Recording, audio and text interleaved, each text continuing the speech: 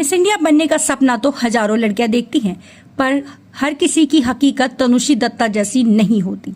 बॉलीवुड में ग्लैमर की चकाचौंध के पीछे जब जुल्म, शोषण और चुप्पी साजिश हो तो एक आवाज उठती है और उस आवाज को दबाने की कोशिशें सालों तक जारी रहती हैं।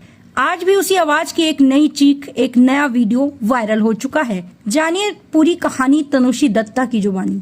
साल 2004 में तनुश्री दत्ता ने जब फेमिना मिस इंडिया यूनिवर्स का ताज जीता तो देश की शान बन गई।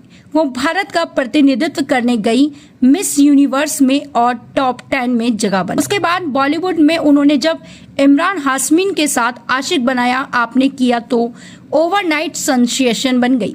हर किसी की जुबान पर तनुश्री दत्ता का नाम ही था।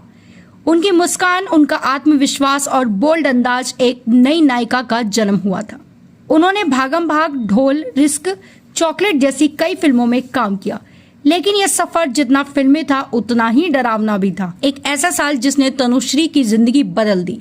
उन्होंने फिल्म हॉर्न ओक के पुलिस के सेट पर नाना पाटेकर पर यौन शोषण का आरोप लगाया था।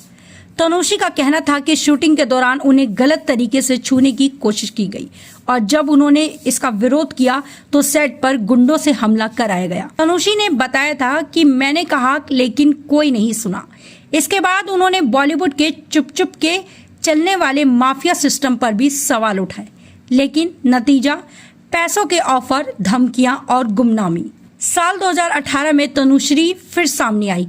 एक जूम टीवी इंटरव्यू में उन्होंने अपनी 2008 की कहानी दोहराई और इस बार इंटरनेट पर आग लग गई। तनुश्री ने वो सब कुछ बताया जो हॉर्न ओके के सेट पर उनके साथ हुआ था। उसके बाद कई अभिनेत्रियां सामने आई, लेकिन शुरुआत तनुश्री ने ही की थी। लेकिन जब उन्होंने एफआईआर दर्ज कराई तो पुलिस ने नाना पाटेकर को क्लीन चिट दे दी। तब तनुश्री का बयान था, सिस्टम ही सड़ा हुआ है।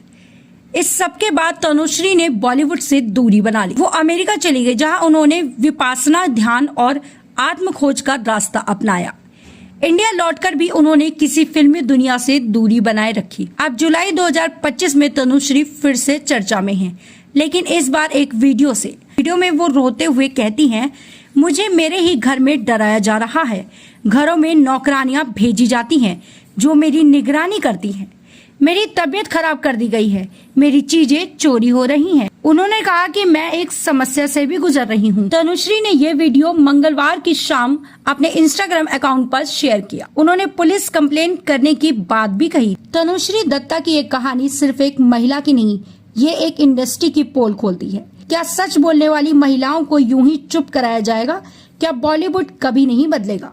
आप इस बारे में क्या सोचते हैं? कमेंट सेक्शन में जरूर बताइएगा।